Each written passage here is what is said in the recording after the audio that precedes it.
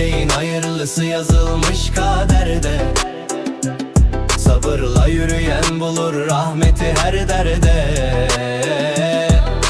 Kalpler ona döner gözyaşı secdede. Mevlam ne eylerse güzel eyler elbette. Gecenin karanlığında umut ışık olur.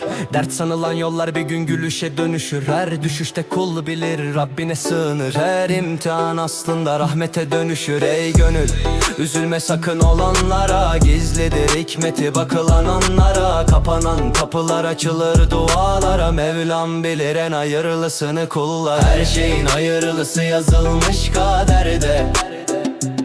Sabırla yürüyen bulur rahmeti her derde.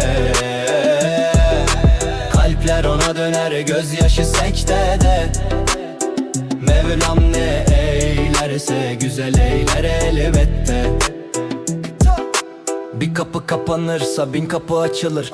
Gönül sabrederse nur ile dolanır. Karanlık geceler sabaha bağlanır. İnanan kul için rahmet hep hazırlanır. Dünya bir misafirhane geçer konar gider. Geride kalan yalnız iyilikler olur eser. Kalbi Allah'la olan asla kaybetmez der. Çünkü onun rahmeti her şeye yeter. Her şeyin hayırlısı yazılmış kadere.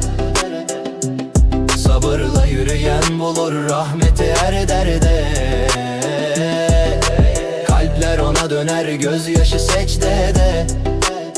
Mevlam ne eylerse güzel eyler elbette.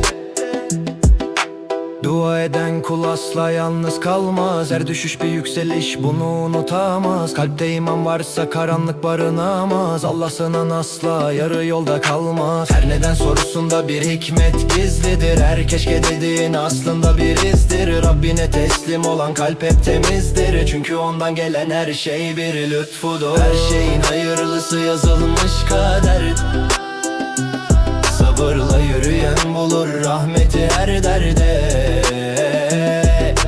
Kalpler ona döner gözyaşı secdede.